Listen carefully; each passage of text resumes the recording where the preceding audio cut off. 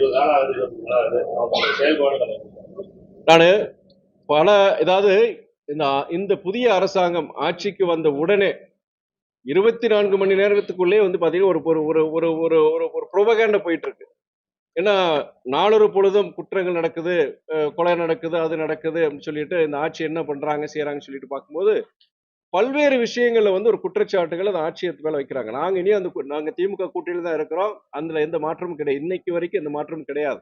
இருந்தாலுமே மறுமலர்ச்சி திமுகவுடைய உடைய நிலைப்பாடு, என்னுடைய ஒரு கருத்து என்னன்னா, எந்த ஒரு ஆட்சி புதிய ஆட்சி வந்தாலுமே குறைந்தபட்சம் 6 மாதத்துல 1 வருஷம் நம்ம கால அவகாசம் கொடுக்கணும். ஏன்னா சென்ற ஆட்சியில நியமிக்கப்பட்ட அந்த அதிகாரிகள் இனியும் தொடர்றாங்க, பல இதுல தொடர்றாங்க. இன்ஃபேக்ட் இன்னைக்கு மாவட்ட ஆட்சியர்கள், கலெக்டர்ஸ் பல டிஸ்ட்ரிக்ட்ஸ், பல மாவட்டங்கள்ல இன்னைக்கு டிரான்ஸ்பர்ஸ் இன்னைக்கு நடந்திருக்கு. நீங்களே காலையில பேப்பர்ல பார்த்திருப்பீங்க. சோ என்னன்னா இது அதே மாதிரி நான் சென்ற திமுக ஆட்சியில் இருக்கும் போதே இதே புதுக்கோட்டையில் சரி பல இடங்கள்ல எங்கிட்ட கேள்வி என்ன கேட்பீங்க, நீங்க வந்து இந்த மாதிரி சம்பவம் குற்ற சம்பவம் நடந்திருக்கு, இது நடந்திருக்கு. எந்த குற்ற சம்பவம் அப்பயும் சரி இப்பயும் சரி குற்ற சம்பவங்கள் நம்ம வந்து 100 விழுக்காடு தவிர்க்க முடியாது. ஒரு வளரும் நாடு, வளர்ந்த நாடுகள்லயே பிரச்சனை ஆயிட்டு தான் இருக்கு. நீங்க அதே நேரத்தில் நீங்க கம்பேர் பண்ணி பாருங்க, பிற மாநிலங்கள், வட மாநிலங்கள்ல பாருங்க, நீங்க அங்க எவ்வளவு குற்ற செயல்பாடுகள். நான் சொல்லல, நீங்க தேசிய நேஷனல் கிரைம் ரெக்கார்ட்ஸ் பியூரோ படிப்பா, அதனுடைய தேசிய குற்றப்பிரிவு அந்த திட்ட அறிக்கை அவங்க இதுலயே பொறுத்த வரைக்கும் வட மாநிலங்கள் அதிகமா இருக்கு. தமிழ்நாடு பொறுத்த வரைக்கும் ஓரளவு நல்லா இருக்கு. இருந்தாலுமே நான் அது சரின்னு சொல்லல. இங்க குற்றங்கள் நடக்குது. ஆனா குற்றங்கள் அது செய்யறவங்க மேல நடவடிக்கை, நீங்க எஃப்ஐஆர் இருக்கட்டும், அந்த தவறு செஞ்சவங்க மேல நடவடிக்கை எடுக்கிறாங்கன்னா கண்டிப்பா சென்ற ஆட்சியா இருக்கட்டும், இந்த ஆட்சியை அவங்க எடுக்கிறாங்க. அதனால இந்த ஆட்சி எடுக்கிறாங்க. ஆனா நீங்க வந்து ஒரு முழுமையா 100% இது வந்து ஒரு குற்றங்களே இல்லாத ஒரு மாநிலங்கிறது அது பிராக்டிகலி நாட் பாசிபிள். என்னுடைய பத்திரிகை நீங்க கேட்ட கேள்விக்கு சொல்றேன். புதிய ஆட்சியை பொறுத்த வரைக்கும் முதலமைச்சருக்கு உங்கள் சார்பாகவும் சரி, மக்கள் சார்பாகவும் சரி, என்ன ஒரு வேண்டுகோள் வைக்கிறேன்னா, ஒரு 6 மாசம் 1 வருஷம் அவகாசம் இருந்தாலும் சரி, அது மாற்றத்திற்கு உண்டான ஒரு முயற்சியை கண்டிப்பா எடுக்கணும். சரியான அதிகாரிகளை பொறுத்து நீங்க நியமிக்கணுங்கிறதா என்னுடைய வேண்டுகோள் நான் வைக்கிறேன். யாரோ ஒருத்தர் கேளுங்க. பெண்களுக்கு பாதுகாப்பு இல்ல, குற்ற சம்பவம் அதிகமா இருந்தா இதை முன்னிட்டு தான் அவங்களோட ஆட்சிக்கே வந்திருக்காங்க. ஏன்னா அது வந்து வாட்ஸ்அப் மூலமா நிறைய ஒரு பரப்பிதான் இந்த ஆட்சிக்கு வந்திருக்காங்க. இந்த சூழ்நிலையில நீங்க வளர்ச்சி திட்டம் செய்யறதுக்கு 6 மாச காலம் எடுத்துக்கலாம். இந்த சட்டம் ஒழுங்கு பிரச்சனையை சரி பண்றது உடனே செய்யலாமே. எல்லாமே அவங்க கையில இருக்கு. முதல் கையெழுத்து சிங்கப்பெண் ஒருத்தர் கேள்வி கேளுங்க. இது பாருங்க, ஒருத்தர் யாரோ ஒருத்தர் பேசுங்க. முதல் கையெழுத்து வந்து சிங்கப்பெண் படைக்கு போட்டாரு. அதுவே இந்த செயல்பாட்டுக்கு வரல. முதல் கையெழுத்து இந்த செயல்பாட்டுக்கு வரல. அதாவது அந்த சிங்கப்பெண் அதிரடிப்படைன்னு சொல்லிட்டு ஒன்று அறிவிச்சிருந்தாங்க. பெண்களுடைய பாதுகாப்புக்காண்டி இது போன்ற குற்றச்சம்பவம் நடக்கக்கூடாதுக்காண்டி அந்த ஒரு இது அறிவிச்சிருந்தாங்க. நீங்க சொல்றபடி அது இப்போ வந்து அதை உடனடியாக கொண்டு வர முடியல. அது எதுக்காண்டி இது காலதாமதம் செய்யறாங்க எனக்கும் தெரியல. ஆனால் உங்களுடைய எல்லாருடைய கேள்வி இல்லைன்னா, நீங்க 0% எங்கேயுமே தவறே நடக்காது அப்படிங்கறத வந்து கண்டிப்பா எந்த அரசாங்கமும் பண்ண முடியுங்க. வளர்ந்த நாடுகளே பொறுத்த வரைக்கும் நடந்துட்டு தான் பிரச்சனை நடந்தது. ஆனா அந்த குற்றங்கள் அந்த நடக்குதா, தவறு செய்யறாங்களா, அவங்க மேல நடவடிக்கை எடுக்கிறாங்களா? இப்ப நீங்க சொல்றது 3-4 சம்பவம், கோயம்புத்தூர் சம்பவமா இருக்கட்டும், இங்க புதுக்கோட்டையில ஒரு சம்பவமா இருக்கட்டும், எந்த சம்பவம் பொறுத்த வரைக்கும் அவங்க நடவடிக்கை எடுத்திருக்காங்க, கைது பண்ணியிருக்கிறாங்க. ஆனால் நீங்க எடுத்த உடனே கம்ப்ளீட்டா வந்து சினிமால தான் அதை பார்க்க முடியும். நீங்க சினிமால தான் அதை பார்க்க முடியும். நடைமுறைக்கு வந்து நீங்க 100% எந்த ஒரு குற்ற சம்பவம் இல்லாத ஒரு இது பண்ண முடியவே முடியாது.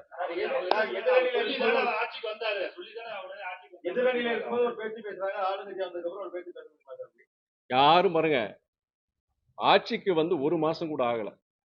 நீங்க வந்து ஒரு ஒரு நீங்க காவல்துறையா இருக்கட்டும், இல்ல போக்குவரத்து துறையா இருக்கட்டும், மின்சாரத்துறையா இருக்கட்டும், எதுவுமே எதுனா ஒரு மாற்றங்களை கொண்டு வரணும்னா அந்த புதிய அரசாங்கத்துக்கு ஒரு கால அவகாசம் கண்டிப்பா நீங்க கொடுக்கணும். ஒரே வாரத்துல 4 நாள்ல நீங்க இதை பண்ணிட முடியும், கண்டிப்பா அது முடியாதுங்கிறது. அது சாத்தியம் படாது. நீங்க அவங்க தேர்தல் நேரத்துல வந்து எல்லா கட்சிகளும் சொல்றதா நாங்க ஆட்சிக்கு வந்தா நாங்க இது பண்ணிடுவோம். ஆனா ஒரு கிராஜுவல் மேனர், ஒரு ஃபேஸ்ட் மேனர்ல ஒரு மாற்றங்களை கொண்டு வருமே தவிர 24 மணி நேரத்துல டக்குன்னு ஒரு மாற்றத்தை வந்து அது சினிமாவில் வேணா பண்ணலாங்க, இது நடைமுறைக்கு சாத்தியப்படாது.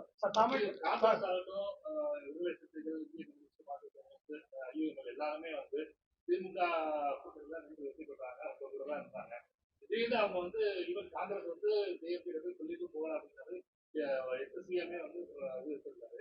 இவங்க 2 பேரும் சொல்லிட்டு திமுக ஆளுநர் வாங்கின வாக்குகளால வெற்றி பெற்ற அவர்கள் வந்து உடனடியா பல வாங்குறது. ஏற்கனவே நம்ம கொள்கை கூட்டணி தான் நாங்க இருக்கோம் அப்படின்னு கொள்கை என்னாச்சு, கூட்டணி. அதாவது சகோதரர் நீங்க கேட்ட கேள்விக்கு அந்தந்த இயக்க தலைவர்கள், காங்கிரஸ் இயக்க தலைவரா இருக்கட்டும், இல்ல கம்யூனிஸ்ட் இயக்க தலைவர்களா இருக்கட்டும், இல்ல விசிக இயக்க தலைவரா இருக்கட்டும், எல்லாம் அதுக்குண்டான தகுந்த பதில்கள் கொடுத்திருக்கிறாங்க. இருந்தாலும் இந்த கேள்விக்கு நானே இப்போ உங்ககிட்ட பதில் சொல்லிடுறேன். அதாவது தேர்தலுக்கு முன்னாடி ஒரு கூட்டணி வாஸ்தவம் தான். எதன் அடிப்படையில் வாக்குகள் கேட்கிறாங்க, அதன் அடிப்படையில் அவங்க நடந்துக்கணும். அதே வேளையில யாருக்கும் தனிப்பெரும்பான்மை அப்சல்யூட் மெஜாரிட்டி கிடைக்கல. அப்சல்யூட் மெஜாரிட்டி கிடைக்காத பொழுது அடுத்த உடனே மறுபடியும் இன்னொரு தேர்தல் வைக்க முடியாது. இன்னொரு அதுல காலதாமதம் ஆச்சுன்னா ஜனாதிபதி ஆட்சி வந்துடும் உங்களுக்கு. இதுல வந்து மக்கள் என்ன கொடுத்திருக்காங்கன்னா சிங்கிள் லார்ஜஸ்ட் அந்த மேண்டேட் வந்து யார் கொடுத்திருக்காங்க? டிவிக்கு நம்மளுடைய இன்றைய முதலமைச்சர் சகோதரர் விஜய்க்கு அந்த இது கொடுத்திருக்கிறாங்க. அதன் அடிப்படையில பொறுத்த வரைக்கும் ஒரு ஜனாதிபதி ஆட்சியை தவிர்க்கிறதுக்காண்டி அந்த வேற மாதிரி குழப்பங்கள் நடந்துடக்கூடாதுங்கிறதுக்காண்டி தான் நம்மளுடைய கம்யூனிஸ்ட் இயக்கங்களா இருக்கட்டும், காங்கிரஸா இருக்கட்டும், இல்ல விசிகேயா இருக்கட்டும், அவங்க வந்து இந்த ஆதரவு கொடுத்திருக்கிறாங்க. யாருக்கு? இப்ப இருக்கிற அரசாங்கத்துக்கு ஆதரவு கொடுத்திருக்காங்க. அது தெளிவான விளக்கத்தை கொடுத்திருக்கிறாங்க.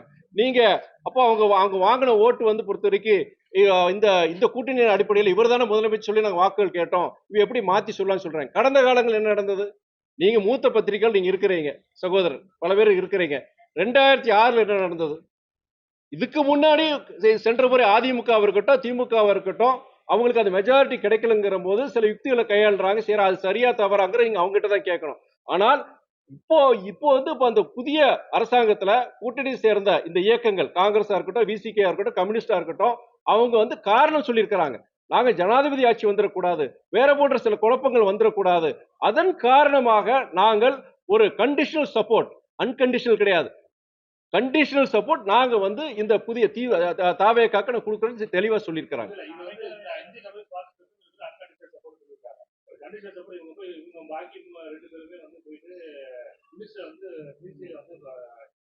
வாங்கிட்டாங்க அப்படிங்கும்போது இப்ப அவங்க வந்து டிஎம்கே கூட்டணியில் இருக்காங்களா, இந்த கூட்டணியில் இருக்காங்களான்றதும் இது வரைக்கும் தெளிவுபடுத்துறேன். ஒண்ணு. அடுத்தது வந்து பிஃபோர் எலெக்ஷன் டிவிகேவை இதே கூட்டணியில் இருந்தவங்க என்ன பேச்சு பேசுறாங்க. திருமாவளவன் வந்து ஆர்எஸ்எஸோட செல்ல பிள்ளை விஜய்னு பிரச்சாரம் பண்ணாரு. இப்ப அதே திருமாவளவன் அங்க மினிஸ்ட்ரியில நடந்துருக்காரு. ரெண்டு விஷயங்க. நீங்க அண்ணன் திருமா வந்து இந்த கூட்டணியில இப்போ நம்மளுடைய முதலமைச்சர் விஜய் கூட அந்த கூட்டணியில சேர்றதுக்கு முன்னாடி இந்த தேர்தலில் என்ன பரப்புரையில் என்ன பேசினாரு, இப்போ எதன் அடிப்படையில் இப்போ இந்த கூட்டணியில் சேர்ந்திருக்கிறாரு, இந்த கேள்வி வந்து நீங்க அண்ணன் கிட்ட தான் கேட்கணும். அதே வேளையை நான் சொல்லிடுறேன். நான் விசிகேவா இருக்கட்டும், கம்யூனிஸ்டா இருக்கட்டும், காங்கிரஸா இருக்கட்டும், தேர்தலுக்கு முன்னாடி அவங்க ஏதாவது வந்து ஒரு ஒரு தேர்தல் பரப்புரைங்கும்போது சில அறிக்கைகள் கொடுத்திருக்கலாம். இந்த புதிய அரசாங்கம் ஒரு முதலமைச்சர் பத்தி கூட அவங்க கொடுத்திருக்கலாம். ஆனால் எதன் அடிப்படையில் நாங்கள் ஆதரவு தருகிறோம், எதன் அடிப்படையில் நாங்க திமுக கூட்டணி விட்டு வெளியே வந்து இப்போ இந்த கூட்டணியில் நாங்க சேர்ந்திருக்கோங்கிற தெளிவா சொல்லியிருக்கிறாங்க. அத என்னன்னா, நாங்க இந்த நேரத்துல வந்து ஒரு தொங்கு மந்திரி சபை ஹங் அசம்பிளி மாதிரி வந்திருக்கு. இந்த நேரத்துல காலதாமதம் செய்யறதோ இப்போ நாளைக்கு ஜனாதிபதி ஆச்சிரும், நாளைக்கு வந்து நம்ம ஜனங்க ஓட்டு போட்டிருக்கிறாங்க. யாருக்கு ஜாஸ்தியா கொடுத்திருக்காங்கன்னா விஜய் அவருடைய இயக்கத்துக்கு தான் கொடுத்திருக்காங்க. அப்படி இருக்கிற சூழ்நிலையில நாங்க வந்து இந்த நேரத்துல ஒரு கண்டிஷனல் சப்போர்ட் தான் கொடுத்திருக்காங்க. அதாவது மதசார்பின்மை, சமத்துவம், சமூக நீதியின் அடிப்படையில நாங்க வந்து இந்த அரசாங்கத்துக்கு நாங்க ஆதரவு தெளிவா அவங்க சொல்லியிருக்காங்க. அப்படி இருக்கும் பொழுது என்னன்னா, நீங்க சொன்னபடி தேர்தலுக்கு முன்னாடி அந்த பீப்புள் அலையன்ஸ் படி அவங்க எப்படி இருந்தாங்க அதே மாதிரி இந்த அலையன்ஸ் வர இந்த ஆட்சி அமைச்சிருக்க முடியாது.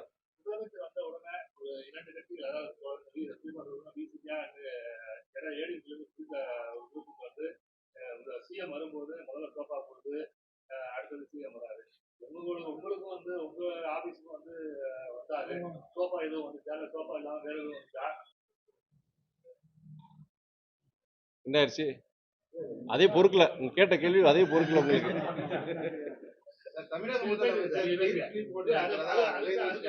அதாவது இது பாருங்க, நீங்க இந்த கேட்கிற அந்த மாதிரி கேள்விகளுக்கெல்லாம் என்னன்னா, நான் பார்க்கறது வந்து அது இப்ப எங்க இல்லத்திற்கு வரும்போது மரியாதை நிமித்தமாக வருகிறார். ஒரு தமிழ்நாட்டுடைய மூத்த ஒரு அரசியல் தலைவர் திரு வைகோ அவர்களை வந்து பார்க்க வராரு. புதிய அரசாங்கம் நாங்கள் அமைச்சிருக்கிறோம். அவருடைய ஒரு மரியாதை நிமித்தமா வராரு. எங்க வீட்டுக்கு மாத்திரம் இல்ல, முன்னாள் முதலமைச்சர் அண்ணன் தளபதி மு.க. ஸ்டாலின் அவங்களும் வீட்டுக்கு போறாங்க. எல்லாம் இது வந்து ஒரு புதிய ஒரு கலாச்சாரம், ஒரு வரவேற்கத்தக்க ஒரு கலாச்சாரம் நான் பாக்குறேன் நான். ஏன்னா தமிழ்நாடு அரசியல் உங்களுக்கு தெரியும், அவ்வளவு ஒரு மனக்கசப்புலையும் ஒரு பழிவாங்கும் அரசியல் நடக்கிற இந்த இதுல இப்போ வெற்றி பெற்ற ஒரு முதலமைச்சர் நீங்க எதிர்கட்சிகளுடைய தலைவர்கள் எல்லாருமே பார்க்கிறார், சந்திக்கிறாரு. அது ஒரு வரவேற்கத்தக்க ஒரு இதாக நான் பாக்குறேன் நான். அதுல தவறே கிடையாது.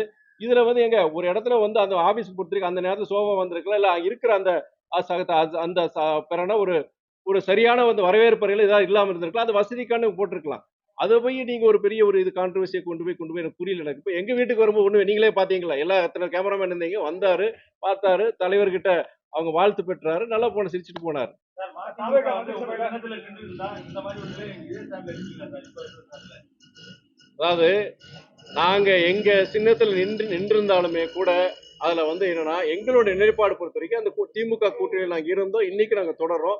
அதே வேளையில பொறுத்த வரைக்கும் என்னன்னா ஒரு இயக்கம் பொறுத்த வரைக்கும் ஒரே கூட்டணியில் இருக்கணுங்கிறது அவசியம் கிடையாது. இந்த கடந்த காலங்கள் நீங்க பார்த்திருப்பீங்க. ஒரு ஒரு ஒரு அந்த புதிய இப்போ வந்து இப்போ நம்ம கம்யூனிஸ்ட்காரங்களும் போறது தவறுன்னு சொல்லலாம் நான். இன்னைக்கு இருக்கிற சூழ்நிலைக்கு ஒரு ஜனாதிபதி ஆட்சி வந்துடக்கூடாது, செஞ்சிடக்கூடாது, வேற போன்ற குழப்பங்கள் வந்துடக்கூடாதுக்காண்டி அவங்க போயிருக்கிறாங்க. எங்களை பொறுத்த வரைக்கும் நாங்க வந்து சின்னம் வந்து பாத்தீங்கன்னா திமுக சின்னத்துல நின்னோம். இப்ப நாங்க அதுல கூட்டணியில நாங்க தொடர்றோம். நாங்க கூட்டணி வெளியே போனோம் சொல்லலையே நாங்க. திமுக கூட்டத்தில் நிக்காம உங்க கட்சி சின்னத்தில் இருந்தால் நீங்களும் தவேகாவுக்கு ஆதரவு கொடுத்து ஒரு அமைச்சர் வாங்கிக்கலாம் அப்படின்ற ஒரு எண்ணம். அமைச்சர் வாங்குற பத்தி கிடையாதுங்க. அமைச்சர் வாங்குற பத்தி கிடையாதுங்க. ஒருவேளை ஒரு இதே மாதிரிதான் தொங்கு சபை மந்திரி சபை வந்து நாளைக்கு வந்து இல்ல அவங்களுக்கு தகுந்த சப்போர்ட் கிடைக்கலன்னா இப்போ ஒரு அன்கண்டிஷனல் சப்போர்ட் மாதிரி நம்ம கொடுத்துருக்க வாய்ப்புகள் இருக்கலாம். ஆனா எங்களுக்கு பொறுத்த வரைக்கும் அந்த சூழ்நிலை வரல. ஏன்னா நாங்க எங்க சின்னத்துல நிக்கல. நாங்க 55 ஆண்டுகளுக்கு பிறகு கூட்டணி ஆட்சி அமைந்திருக்கு. அதிமுகவும் பலமுறை இதை வலியுறுத்தி கூட்டணி ஆட்சி அமைந்திருக்கு. இப்ப அமைஞ்சிருந்தீங்க. இந்த கூட்டணி ஆட்சி பொறுத்த வரைக்கும் இது வந்து எப்படின்னா நான் நல்ல விஷயமா தான் பாக்குறேன். ஏன்னா ஒரு ஒரு நான்கு ஒரு ஒரு ஒரு சிங்கிள் மெஜாரிட்டியோட ஒரு 3-4 இயக்கங்கள் சேர்ந்து வரும்போது ஏதோ ஒரு தவறு நடக்குதுன்னு வச்சுக்கோங்க, அதை சுட்டி காமிக்க முடியும், அந்த தவறை திருத்திக்க முடியும். அந்த அந்த ஆட்சியில் இருக்க அந்த அரசாங்கத்துக்கும் அந்த மெஜாரிட்டி வாங்கியிருக்காங்களே அந்த இயக்கத்துக்கும் அந்த பொறுத்த வரைக்கும் ஒரு நிர்பந்தம் வரலாம். சரி இவங்க பேச்சை கேட்கணும் அப்படின்னு ஒரு நிர்பந்தம் வரும். ஒரு நல்ல விஷயமா தான் பாக்குறேன் நான். அது தவிர நான் புதிய அரசை பத்தி விமர்சனம் செய்ய 6 மாசத்துல இருந்து 1 வருஷம் ஆகும். செய்தியாளர்கள் செய்தியாளர் சந்திப்பு பொறுத்த வரைக்கும் நீங்க வந்து ஒரு ஒரு அரசியல்வாதியா ஒரு மக்கள் பிரதிநிதியா நீங்க சந்திக்கிறது நல்லதா நான் பாக்குறேன். நான் முக்கியமான பிரச்சனைகள் வரும்போது முக்கியமான பிரச்சனை வந்து நீங்க பத்திரிகையாளர் நீங்க தான் உங்க மூலியமா ஜனங்களுக்கு அந்த செய்திகள் போய் சேரும். இப்போ உங்களுடைய மக்களுடைய கருத்து ஒரு மாதிரி இருக்கலாம், இல்ல வந்து ஒரு எதிர்க்கட்சிகளோட குற்றச்சாட்டு இருக்கலாம். அதுக்கு பத்திரிகையாளர் மூலியமா தான் நம்ம அந்த உண்டான விளக்கங்கள் கொடுக்குற வாய்ப்புனா அப்படிதான் நான் பாக்குறேன். இப்போ நீங்க வரும்போது எல்லாமே வந்து பாசிட்டிவ் கொஸ்டின்ஸ் கேட்கலாம். நீங்க எப்போ வரும்போது நெகட்டிவ் கொஸ்டின்ஸ் கேட்கலாம். ஆனா நெகட்டிவ் கொஸ்டின்ஸ் பொறுத்த வரைக்கும் என்னுடைய ஒரு பதில் கொடுக்கறதுக்கு மக்கள் கிட்ட போய் என்னுடைய விளக்கத்தை கொடுக்கறது வாய்ப்பை நான் பாக்குறேன். நான் அது நீங்க முதலமைச்சரா இருக்கட்டும், எந்த மக்கள் பிரதிநிதியா இருக்கட்டும், மக்கள் சந்திப்பு வந்து இது மாதிரி பத்திரிகையாளர் சந்திப்பை தவிர்க்க கூடாதுங்கிறத என்னுடைய கருத்து. அதுக்கப்புறம் அப்படியே ரொம்ப அமைதியா இருக்காரு, எதுவுமே பேச மாட்டாரு, ரொம்ப அமைதியான காரணம் என்னவா? மேன் ஆஃப் ஆக்ஷனா கூட இருக்கலாம். மேன் ஆஃப் ஆக்ஷனா கூட இருக்கலாம் இல்லையா?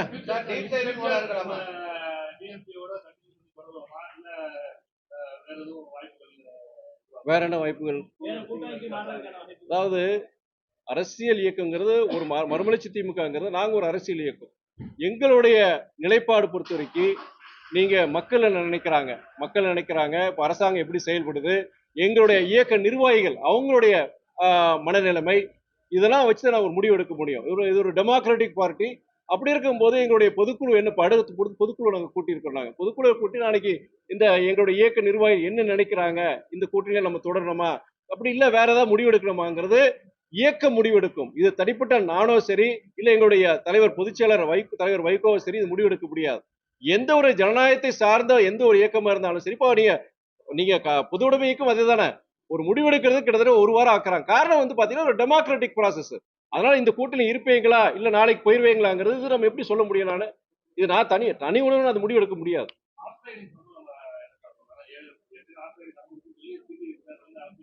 யார் சொல்றது அது குற்றச்சாட்டு?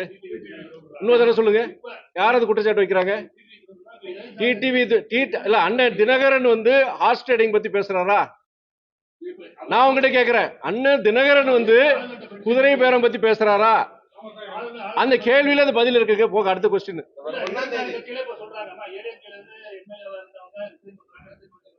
நான் கேட்கிறேன், கடந்த காலங்கள்ல இந்த குற்றச்சாட்டு வைக்கிற இயக்கங்கள் நான் எல்லா இயக்கங்களும் சேர்த்தான் சொல்றேன். நான் குதிரை பேரத்தில் இவங்க சொல்ற இது குதிரை பேரம் என்றால் இந்த அரசாங்கம் குதிரை பேரம்ல ஈடுபட்டிருக்குன்னு சொன்னாங்கன்னா கடந்த காலங்கள்ல அவங்க செஞ்ச என்னது? குதிரை பேரமா கழுதை பேரமா? நான் கேட்கிற கேள்வி.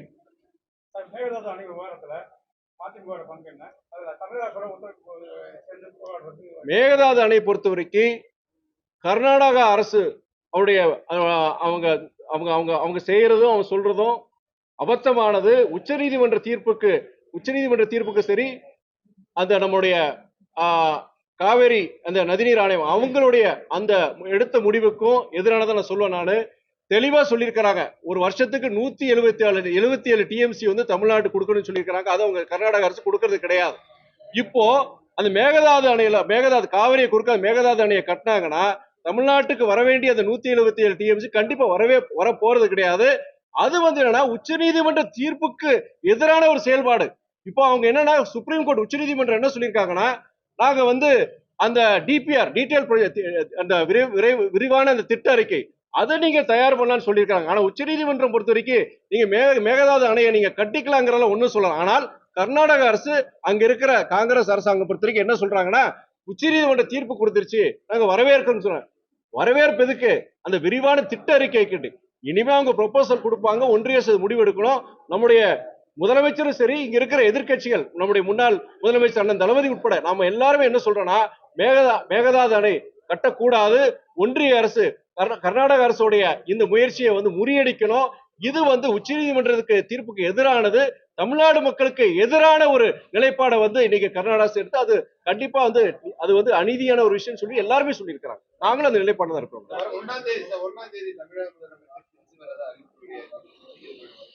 1ஆம் தேதி இல்ல, கண்டிப்பா அது வாய்ப்பு இருக்கு. கண்டிப்பா சத்தியம். திருச்சி நாடாளுமன்ற உறுப்பினர் சார்பா திருச்சி தொகுதிக்கு உட்பட்ட சில கோரிக்கைகள், நீண்டகால சில தேவைகள் பொறுத்தவரை கண்டிப்பா முதலமைச்சர் நானே சந்திக்கிறத நினைக்கிறேன். இங்க வரும்போது இங்க சந்திக்கிற வாய்ப்பு இருந்துச்சுன்னா கண்டிப்பா அவர் சந்திச்சு அதுக்குண்டான விஷயங்கள பேசுவார். தமிழக மக்களுக்கு பல்வேறு இன்னல்கள் இடர்பாடு வரும்போது உங்க கட்சி பொதுச்செயலாளர் வந்து 40 ஆண்டுகளாக மத்தியிலையும் மாநிலத்திலையும் நிறைய மக்களுக்காக போராடி மிகப்பெரிய ஒரு மிகப்பெரிய தலைவராக இருக்காரு. ஆனா உங்களுடைய இப்ப திடீர்னு வந்து விஜய் வந்து எதுவுமே செய்யாம மக்களுக்காக எந்த ஒரு எதிர்ப்பு கூட எந்த ஒரு திட்டங்களுக்கு எதிர்ப்பு, அதாவது பாதிப்பு எதிர்ப்பு தராம திடீர்னு ஒரு முதலமைச்சர் ஆயிட்டாரு. நீங்க 40 ஆண்டு காலமா இருக்கிறீங்க, உங்களுடைய மனதில் எப்படி? அது ஒரே ஒரு திருத்தம்.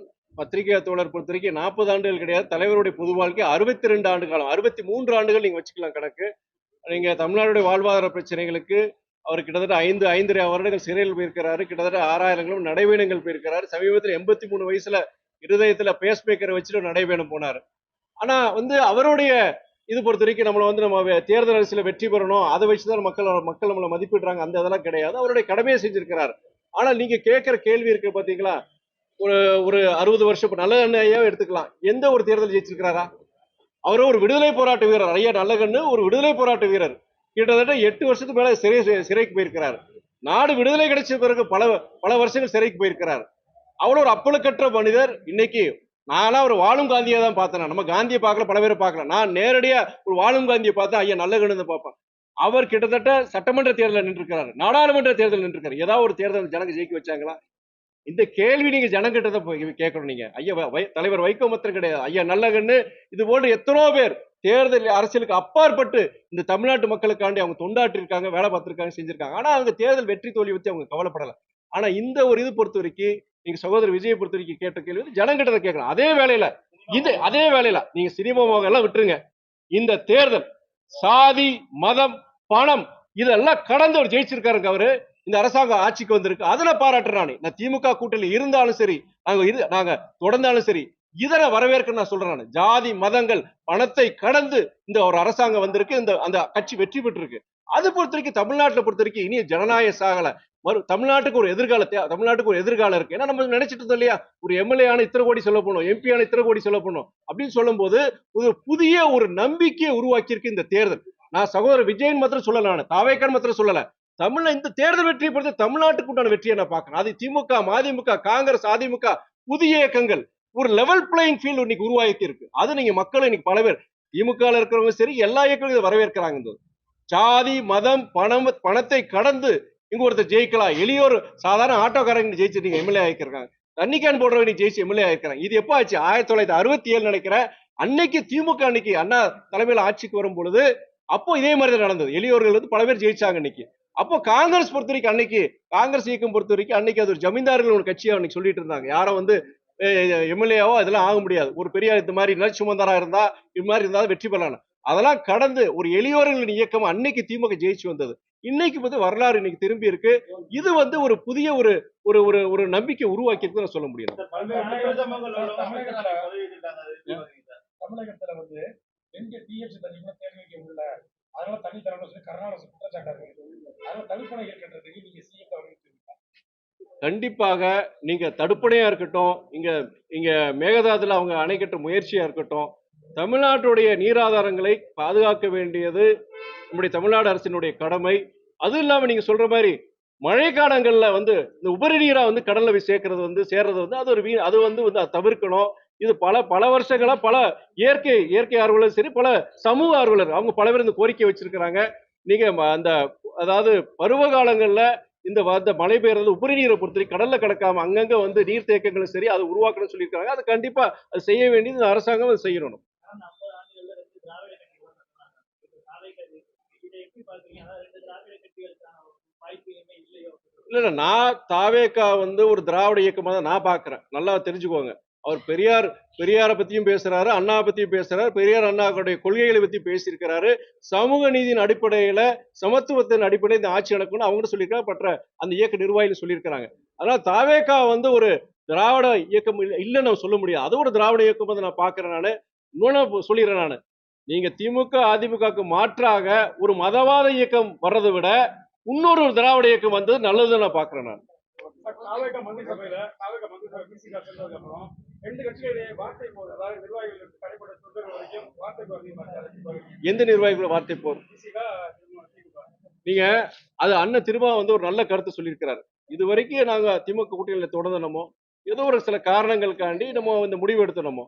ஆனா அந்த அந்த இல்ல நான் சமூக வலைதளங்கள்ல நீங்க விசிகே திமுக விட்டுருங்க, பொதுவா வந்து சில கண்ணியங்களை கடைபிடிக்கணும். சும்மா ரூமுக்குள்ள உட்காந்துட்டு கையில ஒரு செல்போனை வச்சுக்கிட்டு இன்னைக்கு என்ன வேணா கருத்துக்கள் சொல்ல கொச்சையா பேசு, இது ஒரு வாடிக்கையாச்சு. இது ஒரு விதமான மக்கள் கிட்ட தான் அந்த மாற்றம் வரணும். மக்கள் கிட்ட ஒரு மாற்றம் வரணும்.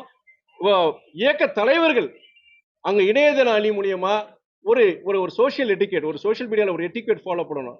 சில வரைமுறைகள் இருக்கணும், அதை தாண்டக்கூடாது. கண்ணியமான முறைகளை நம்ம பதிவு செய்யலாம். நீங்க கண்டிங்க, நீங்க எதிர்த்து உங்களுடைய இதை பதிவு செய்யுங்க. ஆனால் ஒரு கண்ணியமான முறையில கொச்சைப்படுத்தாம இது பண்ணணும். இது திமுக விசிகே மாத்திரம் கிடையாதுங்க.